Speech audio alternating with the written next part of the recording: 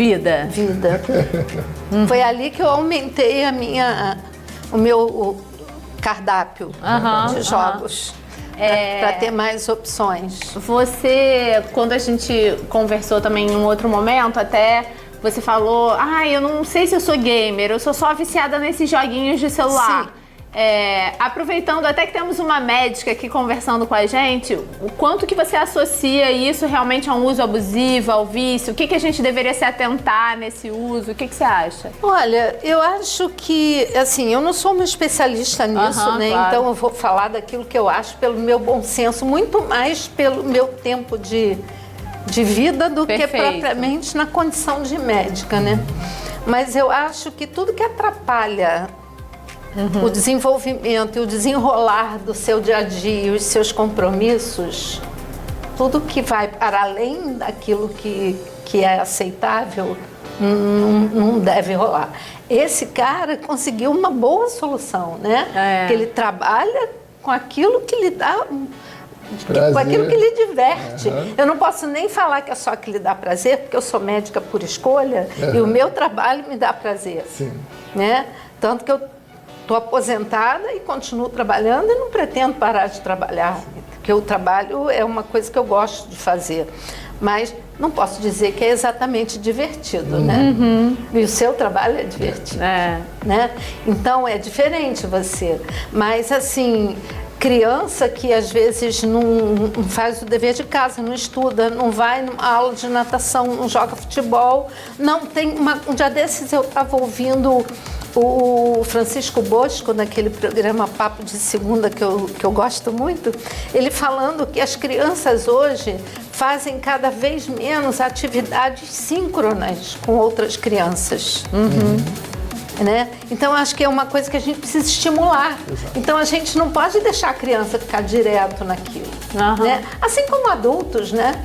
Então, eu acho que é isso. Eu acho que tem um limite. Tem um limite do bom senso. Eu acho que é sempre a gente entender essa diferença do uso e do uso abusivo, né? Pois o quanto que você tá usando aquilo e aquilo tá E o quanto que você tá ficando antissocial, né? Pensa, se você só joga. Pro meu marido...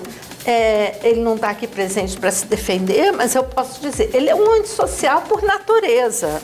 Então, para ele, jogar, além de dar prazer, isola ele do mundo. Ele fica ali, a ponto de Fernando, vem aqui um instantinho que eu estou precisando de qualquer coisa. Não posso agora, que ele está no Tíbia, numa situação... Esse jogo não tem pausa. Não, mas ele fala isso, eu não posso dar pause. Sabe, tipo, você tá tirando um negócio do armário e tá caindo. Fernando, corre aqui para me ajudar. Não posso agora. Como assim não posso dar pause? Esse é um nome maravilhoso. Não posso, porque eu escuto isso semanalmente agora. Será que a percepção de quem é gamer ainda é limitada? Os dados mostram pra gente que o público gamer é cada dia mais diverso.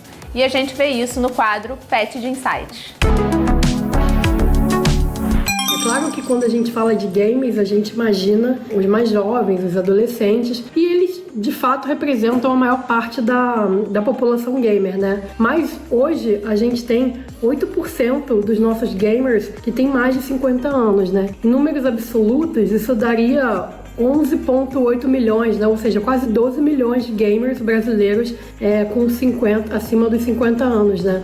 A gente espera, né, que esse número ele vai aumentando cada vez mais na medida em que o game vai ganhando mais popularidade e que a população gamer, né, vai envelhecendo, né? Então, daqui a 10 anos esse número com certeza vai ser muito maior, né? Mas a gente vê o potencial, né, dessa população gamer 50 a mais de crescer no Brasil aí no longo prazo, né? Então, quando a gente pensa nesse perfil dos gamers 50 a mais, é interessante a gente olhar também para aonde ele está jogando e o que o game representa, né, no dia a dia deles, né?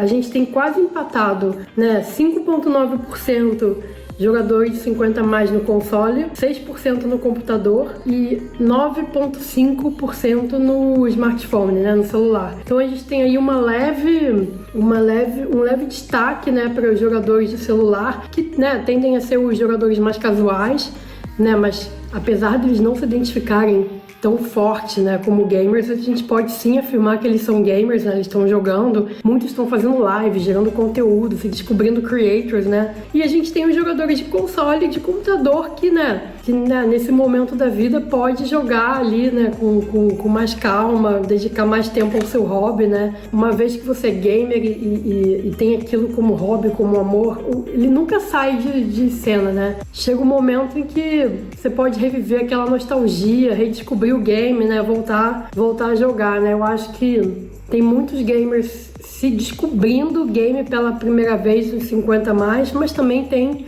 muitos gamers 50 mais voltando, né, a curtir, voltando a olhar para essa paixão. William, conta pra gente como é que foi essa trajetória de transformar os games numa carreira, né? Bom, na verdade, o início mesmo foi um pouco acidental, né? Eu comecei a fazer live stream, na verdade porque eu tinha alguns amigos que eu já jogava online, né? Um jogo chamado Call of Duty, Black Ops, só tinha esse nome na época, e a gente ficou tão fanático nesse jogo, e pessoas de várias regiões, do Rio, de Teresópolis, de São Paulo, algumas pessoas faziam parte dessa galera que jogava junto. E a gente ia lançar a segunda versão desse jogo, a gente queria muito jogar, continuar jogando juntos, e eu fui o encarregado de buscar aqui no Rio algum lugar que fosse entregar o jogo mídia física na época, mais próximo do lançamento possível, e eu postar nos correios e distribuir para todo mundo, né?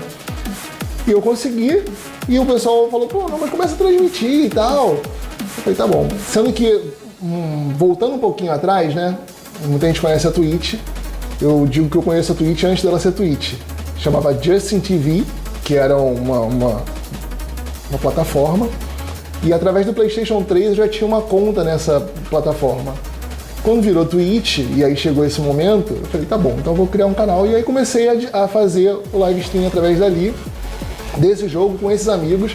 Inclusive a gente tem um grupo do WhatsApp até hoje, são pessoas que jogam mais ou menos da mesma faixa etária. E a gente jogou outros jogos também. Bom, e a partir daí, assim, eu só posso dizer que os games, eles me levaram a lugares que eu jamais poderia imaginar chegar, né? Eu, numa condição em que eu estava particular, eu estava em Portugal, soube de uma oportunidade que ia ter, de um evento grande em Portugal sobre games, e entrei em contato com o pessoal da Twitch aqui no Brasil, e aí eles conseguiram para que eu participasse do evento, então eu participei de um evento grande, por exemplo. Aqui no Brasil já participei de alguns eventos também, de feiras, me tornei parceiro de algumas marcas. Então, assim, são situações que o game me levou e que eu jamais imaginaria estar se não fosse construir aos pouquinhos, né? Legal. Gente, o que vocês diriam pra quem ainda acha que gamer é só adolescente? Lê do engano. Verdade, acho que é só olhar pra esse episódio, né? É um grande engano. Eu diria um pouquinho mais. Eu acho que a falta de informação ela é o maior alimento para o preconceito. E acreditar que só o gamer jovem tem direito a se divertir através de um jogo eletrônico não tem nem sentido, né? Por que você vai limitar homens adultos, mulheres adultas, seja ela em qual fase for, de se divertir ou até jogar competitivamente, né? Eu conheço uma pessoa, eu sou até amigo dela, que ela foi campeã mundial de CS sendo uma mulher. E qual é o problema disso? Por que ainda olham e dizem, não, ela não é capaz? Mas por quê? Sabe, ela foi lá e provou que é muito capaz, inclusive mais que muitos homens, entendeu? Perfeito. No meu caso específico nem foi preconceito, não, foi total desinformação mesmo. Eu achava que aquilo era uma coisa tão trivial, tão simples, eu não me dava esse adjetivo, né? Enfim, assim como eu, outras tantas, exatamente.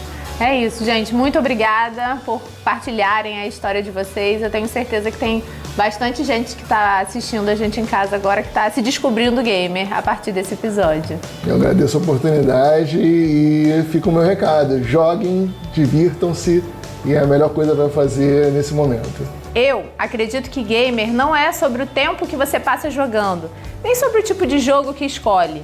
Talvez seja sobre as histórias que você vive, as conexões que constrói, que momentos compartilha. Os games podem ser um passatempo, uma profissão ou simplesmente um jeito de relaxar depois de um dia difícil.